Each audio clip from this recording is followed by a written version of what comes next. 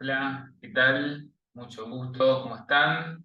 Bienvenidos a una nueva charla de diagnóstico por imágenes. En este caso vamos a hablar una breve charla sobre lo que es la evaluación del sistema nervioso periférico, o sea, de los nervios, por ecografía. Mi nombre es Mauricio Marchesini, yo soy el encargado de la sección de Radiología Musculoesquelética del Hospital Italiano de Buenos Aires. Y agradezco a la Sociedad Peruana de Imágenes, como así también a la Universidad Abierta Interamericana, por la invitación a esta y otras charlas. Comenzamos. Brevemente, lo que vamos a ver, ¿sí? En esta clase vamos a mencionar cuáles son los requerimientos para realizar un estudio de ecografía en los nervios periféricos. Vamos a ver muy breve lo que es la técnica de examinación. Después vamos a hacer un repaso de las patologías principales que afectan a los nervios periféricos y cómo pueden ser visibles los hallazgos en el examen ecográfico, mostrando esto sí, a través de algunos casos, y vamos a mencionar cuáles son las conclusiones.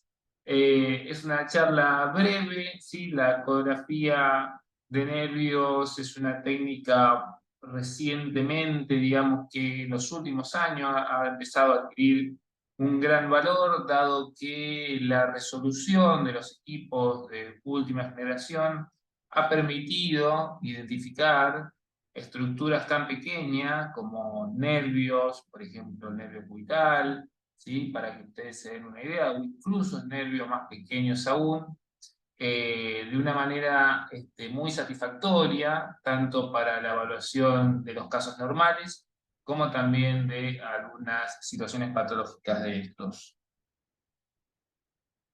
Eh, lo que tenemos que primero recordar, y ahora vamos a ver en algún ejemplo, es que un nervio normal, cuando uno hace una imagen transversal, va a revelar pequeños puntos, les digo yo, hipoecogémicos, ¿sí? Estas áreas hipoecogémicas, que van a estar separadas, ¿sí? Por septos hiperecogénicos, ¿sí? Lo que va a dar ante nuestros ojos lo que se conoce como una apariencia en panal de abeja.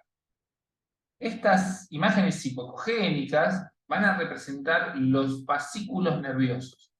Por lo tanto, si yo estoy haciendo una imagen axial, o sea, un eje corto, como sabemos que estamos ante una estructura tubular, lo vamos a ver de manera redondeada. ¿Sí? Esas imágenes van a ser como pequeños puntos hipoecogénicos.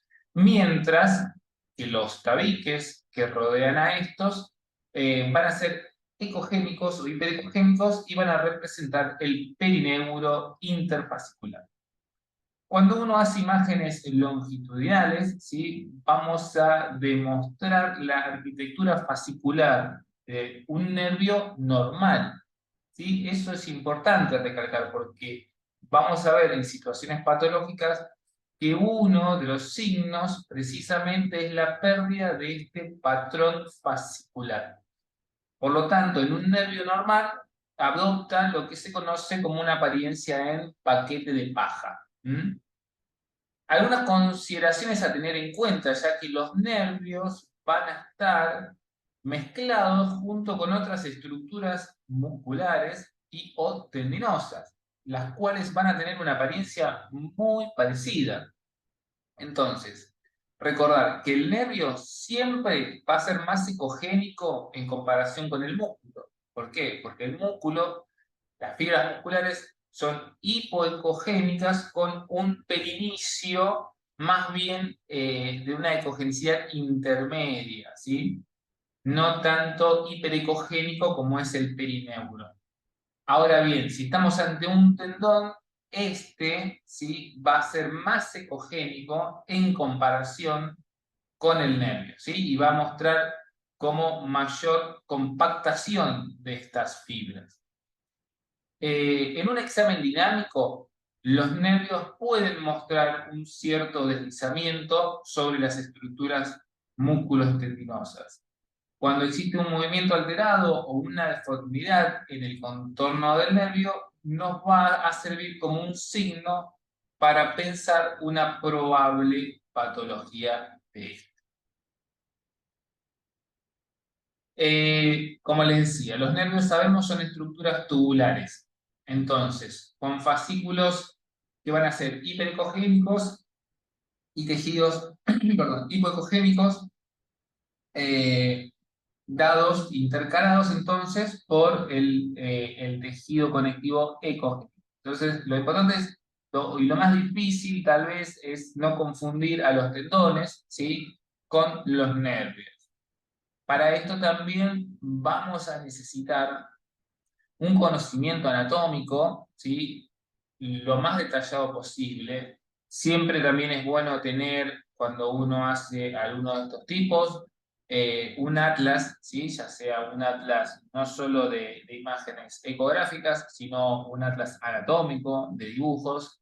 Y siempre, yo lo que les recomiendo cuando empiecen con la ecografía de nervios periféricos es tratar de saber cuáles son los pacientes que nos van a tocar, o sea, qué tipo de estudio, qué nervios, ¿sí? Y hacer un breve repaso anatómico, ¿sí? Por ejemplo, si nos toca el nervio mediano, bueno, saber cuál va a ser su recorrido a nivel del brazo, cuál va a ser la relación que va a tener con las estructuras en el codo, cuál va a ser la relación que va a tener en la muñeca, y así con los diferentes nervios. Y también es importante saber en cuáles de estos nervios y en cuáles sitios es más probable que exista alguna afectación nerviosa.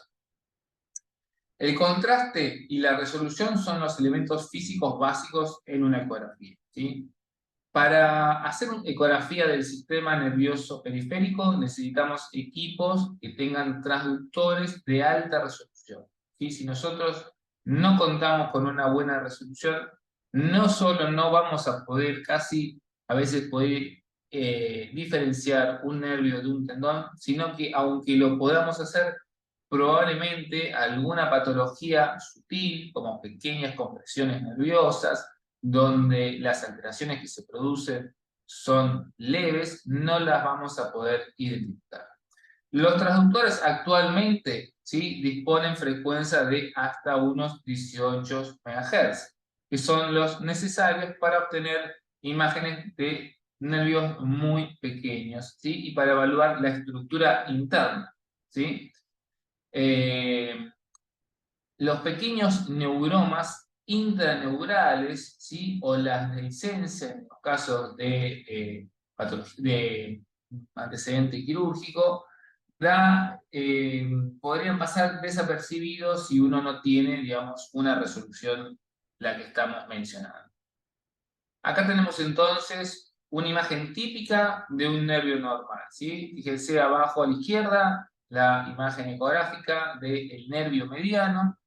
Entonces nosotros decíamos que iba a tener una apariencia en un panal de abeja, ¿sí?, en donde las imágenes eh, redondeadas, hipoecoicas, ¿sí?, van a corresponder a los fascículos en su sección transversa, y todo lo que vemos hiperecogénico, ¿sí?, va a ser el tejido conectivo que lo rodea.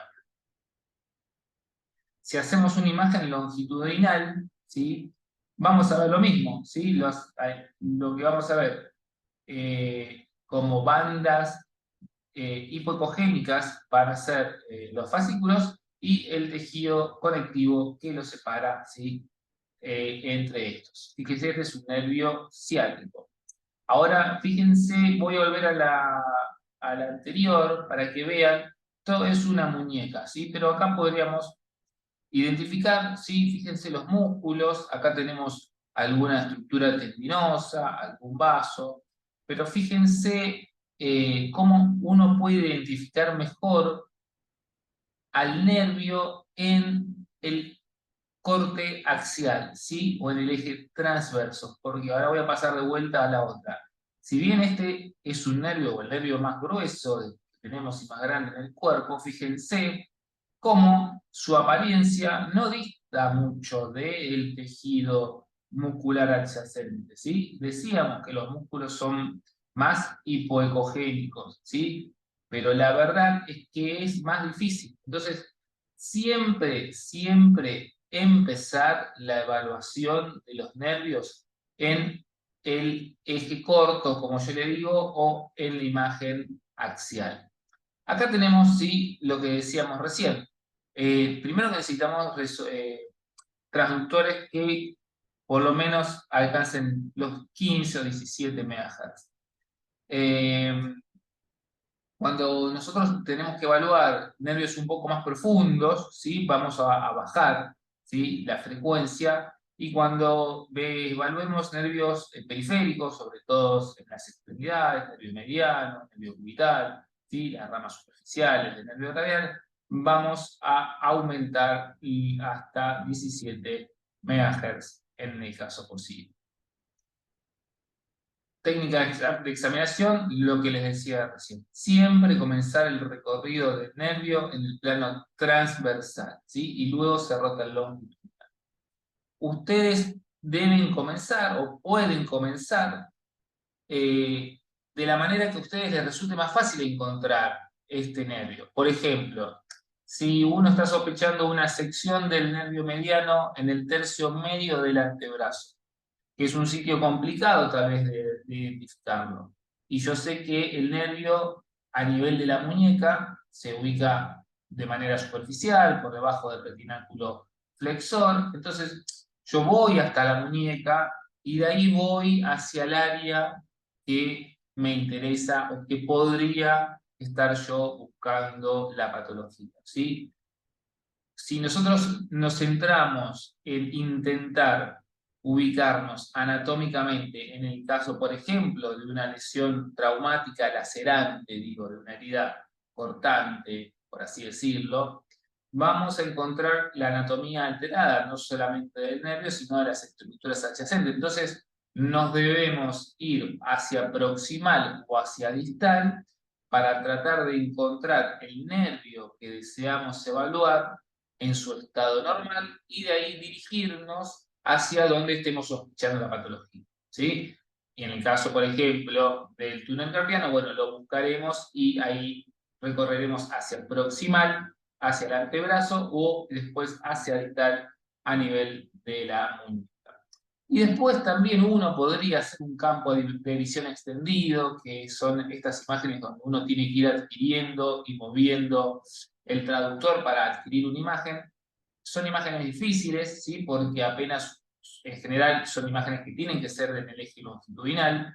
Y la verdad es que lo que uno hace en estos casos, a veces, por ejemplo, si yo quiero saber un neuroma de amputación, a cuántos centímetros se encuentra de una X estructura, como para poder dar en el informe una ubicación relativamente aproximada, ¿sí? A cuánto se encuentra eso. ¿Qué quiero decir? ¿Para qué usar el campo de visión extendido cuando tal vez necesitemos medir la distancia donde se encuentra la patología a un punto anatómico de referencia para darle al médico colega que solicita el estudio? El nervio patológico. Vamos a ver algunos ejemplos de estos que tenemos acá, los más principales, digamos. Los síndromes compresivos se van a producir durante el recorrido de los nervios por túneles osteofibrosos o bien en un trayecto entre dos. Acá hago una diferenciación importante. Cuando estamos en un estadio agudo, van a ser dos alteraciones en general las que vamos a observar. Un aumento de volumen y una disminución en la hipoecogenicidad. Y ahora lo vamos a ver con algunos. ¿Sí? Entonces, en caso de una compresión nerviosa, la ecografía, ¿sí? En la zona distal al punto de compresión, el nervio va a mostrar un aumento de volumen y por lo tanto un aumento del área en el plano transverso, corte axial. y el aspecto hipoecogénico va a dar pérdida a ese patrón, ya decíamos, tanto en panal, en el eje axial, o fascicular en el eje longitudinal. Eh, el examen doble color puede ser útil. En ocasiones uno puede encontrar una reacción hiperémica, pero no es del todo de las herramientas o de los signos que más vamos a usar para apoyarnos para asegurar que estamos ante un nervio patológico. Fíjense este caso, ¿sí? Tengo arriba dos imágenes axiales, ¿sí? Este es un nervio mediano en el túnel del carpo. Fíjense a la imagen arriba a la izquierda donde yo no le puse la imagen sin el área, sin identificarlo, para que vean que no resulta muy fácil identificarlo de las estructuras tendinosas adyacentes, ¿sí? Recuerden que dijimos que los tendones son más ecogénicos, ¿sí? Por tener fibras más compactas. Bueno, este es un buen ejemplo. Acá tenemos los tendones flexores en el túnel del carpo, este es el hueso pisiforme, ¿sí? Y este que tenemos más superficial, ¿sí? Es el nervio mediano. Fíjense que ha perdido el patrón clásico que decimos donde uno ve bien el fascículo hipoecogénico, sino que hay como una imagen nodular hipoecogénica. Siempre es importante, y sobre todo en el caso de la muñeca, medir, ¿sí? Porque hay algunos puntos de corte, no vamos a mencionarlos ahora, después uno puede tener la literatura, ¿sí? Buscarlos, en general en el nervio mediano ha sido un poco controversial, con los años se pensaba que 10 era el punto de corte, hoy se cree que 12, y también incluso a veces va a depender del tamaño del paciente, ¿sí? De la contextura física. Pero en general, un área transversa mayor a 12 milímetros cuadrados va a ser patológica. ¿Sí? Fíjense acá cómo uno lo delimita con el ROI, ¿sí? Y estamos en un área casi cercana a los 20 milímetros. Y acá tenemos la imagen en longitudinal, en donde volvemos a ver, este es el nervio, ¿sí? Volvemos a ver esa pérdida del patrón fascicular, ¿sí? Y cómo el nervio se pone más hipoecogénico, ¿sí? Esto es entonces en estadios compresivos agudo barra subagudo. Y fíjense cómo la apariencia fascicular de los tendones que están por debajo está conservada. En los síndromes compresivos agudos suelen mostrarse mejor mediante los cortes longitudinales. ¿Qué parte? La parte donde está precisamente la compresión, ¿sí? Porque ahí vamos a ver el cambio de calibre, ¿sí? Donde se observa el adelgazamiento del nervio va a ser la zona donde existe la compresión, ¿sí? Y el engrosamiento y la mayor hipoecogenicidad se va a dar hacia proximal, ¿se entiende? O sea, viene el nervio, este es el sitio de compresión, ¿sí? Antes del sitio de compresión, el nervio se engruesa y se vuelve más hipoecogénico, hablando de estadios agudos o subagudos. En estadios crónicos, ¿sí? Lo que vamos a encontrar es que el nervio en general va a disminuir su tamaño, ¿sí? De forma progresiva. Va a haber también una alteración también en el patrón fascicular. Fíjense que no se siguen las líneas. Si bien a un gran, vamos a decir, vista uno podría decir, pero hay pequeños puntos, ¿sí? Es como borrosa la imagen, ¿sí? Esto es precisamente por la pérdida que se da de los axones, de los fascículos y la pérdida del típico patrón fibrilar. Y además, en general, vamos a encontrar algunos signos directos que van a tener que ver con las lesiones por denervación que se produzcan relacionadas a la alteración de este nervio, ¿sí? Va a ser la atrofia, ¿sí? La infiltración grasa de aquellos músculos, cuando estemos hablando de nervios motores, de aquellos músculos afectados por la inervación de este nervio. Lesiones traumáticas. Las lesiones traumáticas, ¿sí? Suelen ser lesiones relativamente frecuentes. Y como dice el primer párrafo, sobre todo en los dedos de la mano, ¿sí? En mi experiencia, las pocas lesiones, porque no son tan frecuentes, ¿sí? Pero las pocas lesiones que he visto, la he visto en las ramas, por ejemplo, del nervio radial, la he visto también en el nervio mediano, ¿sí? Obviamente porque a nivel de los extremos uno está más desprotegido, lo usa más y tiene está más propenso a sufrir este tipo de lesiones. En este contexto suelen asociarse a esta lesión de los nervios también laceraciones musculares, roturas tendinosas, y la ecografía entonces nos va a dar un detalle exacto de cuáles son las estructuras comprometidas. ¿Qué tendón? ¿Sí? ¿Qué nervios? Si existe una sección completa, ¿sí? Si existe una sección parcial. En caso de una rotura parcial o completa, el nervio, ¿sí? Parcial va a aparecer interrumpido, ¿sí? Los cabos, cuando la rotura es completa, pueden estar separados. Y el paso del transductor, la sonocompresión, que yo les suelo mencionar, puede producir el signo del túnel ecográfico, que quiere decir reproducir el dolor en la zona de afectación. En los nervios de gran calibre, el nervio mediano se considera un nervio de gran calibre, además del ciático, uno va a poder ver la interrupción de los fascículos, ¿sí? Dentro del área axial, ¿sí? Uno va a poder a dar una aproximación del porcentaje del área comprometida, en el caso de que sea una sección parcial, ¿sí? Y así con los otros nervios, pero con los nervios por ejemplo, el ciático, el nervio mediano, que son los nervios de un calibre considerable, uno va a poder dar esa estimación.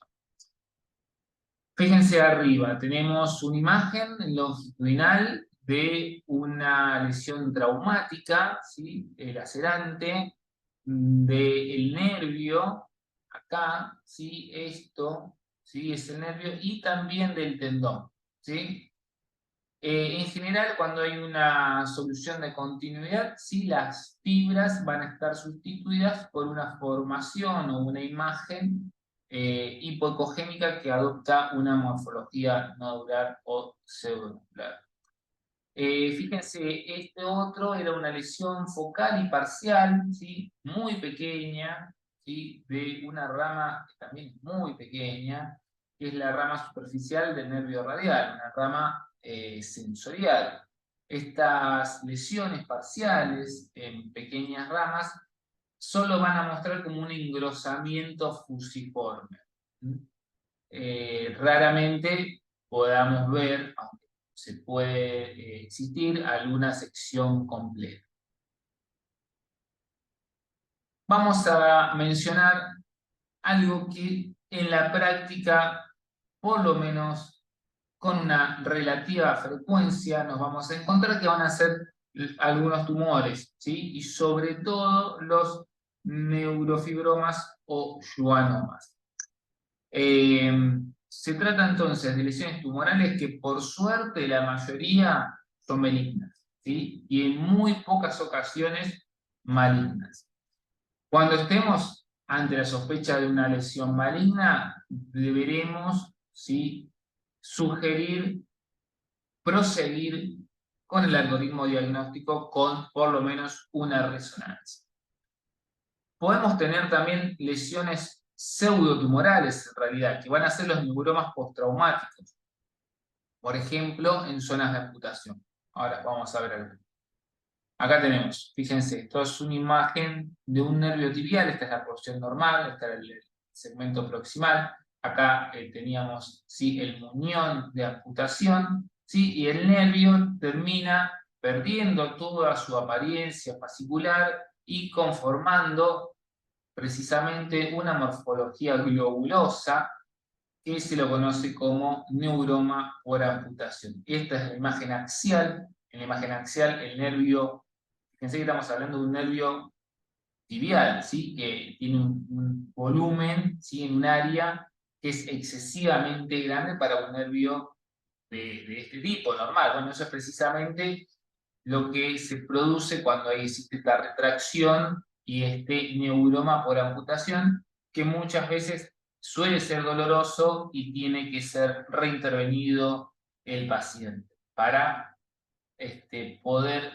eh, hacer una liberación o el procedimiento que corresponda, porque estos pacientes, por ejemplo, que usan una prótesis, no pueden usar la prótesis precisamente porque este neuroma, al usar la prótesis, la compresión sobre esto es lo que genera dolor. Los neurofibromas y los schwannomas son lesiones tumorales benignas, son las más frecuentes, por suerte, que afectan a los nervios. ¿Sí? En los neurofibromas existe una tumefacción fusiforme relativamente regular. Suelen ser más voluminosos y medios polilobulados, generalmente hipoecogénicos. Acá, por ejemplo, tenemos un ejemplo de la literatura, un neurofibroma en un paciente con enfermedad de von Reichenhausen. ¿Sí? Estas lesiones entonces tienen un aspecto globalmente heterogéneo y moderadamente hipoecoico. ¿Sí? Fíjense que ahora en comparación con los schwannomas, los próximos suelen tener más una morfología oval. Acá tenemos, ¿sí? Este es un schwannoma del nervio sural. Fíjense lo bien que uno puede determinar que esta lesión, ¿sí?, corresponde al nervio. Acá tenemos el nervio, que cabe mencionar, el nervio va más allá de los sitios de lesión, va a presentar cierta alteración en su arquitectura, ¿sí? Hipoecogenicidad, ¿sí? Engrosamiento, pero en el sitio de la lesión va a mostrar una lesión bien definida, ovoidea, ¿sí? Y de baja, perdón, hipoecogénica. Pueden presentar una cápsula que es hiperecogénica, que suele ser difícil de reconocerse. Y el Doppler puede mostrar vascularización en su interior, va a depender un poco del tamaño de la lesión. Acá tenemos en una rama radial del nervio digital, del tercer dedo de la mano. ¿Sí? Es una rama bien pequeña. Fíjense de vuelta la morfología oval, como si sigue, si la imagen presenta esta continuidad con el nervio. Acá en una imagen con mayor resolución, ¿sí?, con mayor megahertz. ¿Sí? Por eso se ve la lesión y la hipoecogenicidad en un plano, en este caso, axial. Bueno, con esto les he mostrado lo que en la práctica de un consultorio uno puede encontrarse con las lesiones más frecuentes, cuando uno hace ecografía general, musculoesquelética. Uno tiene que, primero, como les decía, tratar de familiarizarse con la anatomía normal del nervio. Recomendación que les doy a aquellos que, por ejemplo, hagan ecografía musculoesquelética, pero que no venga el paciente, digamos, por un problema nervioso, pero vamos a decir, no sé, tenemos una muñeca cuyo paciente viene por una tendinitis flexora, donde tenemos que ver si tiene tenosinovitis o no flexora. Bueno, aprovechemos esos momentos que tenemos esos pacientes que vienen por otras causas, a tratar de uno mismo aprender a ubicar al nervio. Me voy, por ejemplo, al codo, ¿no? La mayoría de las ecografías de codo suelen ser por epicondilitis. Bueno, aprovechemos a tratar de buscar al nervio cubital, ¿sí? Hacer una evaluación dinámica en la flexoextensión para ver cómo se comporta ese nervio dentro del canal, en el caso del codo.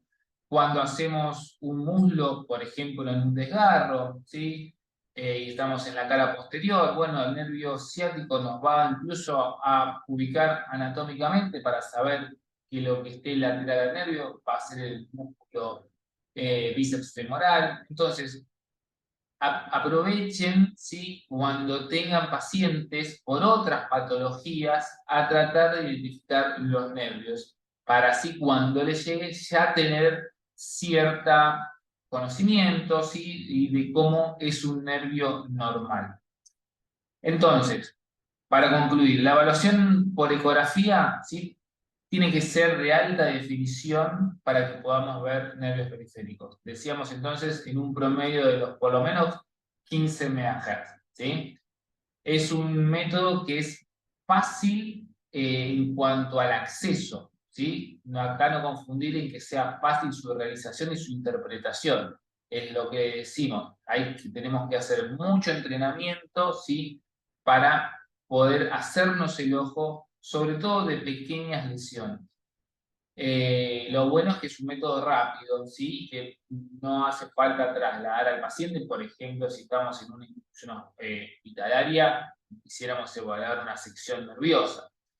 Eh, Permiten la mayoría de las veces poder realizar diagnóstico. Hay algunas veces que no, cuando por imposibilidad, ya sea de el contexto del paciente, de cualquier otra causa, bueno, entonces sabemos, ¿sí? Tenemos que transmitir a nuestros colegas que solicitan el estudio, que por ahí creen que se puede lograr el diagnóstico, sí, hay veces que no vamos a poder por diferentes causas. En esos casos debemos indicar, sería una resonancia, el método en cuanto al paso a seguir. Bueno, sabemos que es guía de tratamiento para la ablación, ¿sí? De diferentes frecuencias, incluso también puede ser de anestesia o en patología nerviosa. Y recuerden que al ser un método operador dependiente, va a ser indispensable de vuelta no solo el conocimiento anatómico, sino el conocimiento de cómo se ven las estructuras patológicas. Bueno, espero que en esta breve charla de lesiones o de patología nerviosa, de ecografía nerviosa, les haya interesado y como les digo, aprovechen los pacientes que vienen por otras cosas para precisamente hacer un mapeo anatómico en su cabeza y ya tengan el conocimiento para cuando les toque a alguno de estos pacientes. Desde ya, muchísimas gracias por la atención. Espero volver a encontrarlos en alguna otra charla.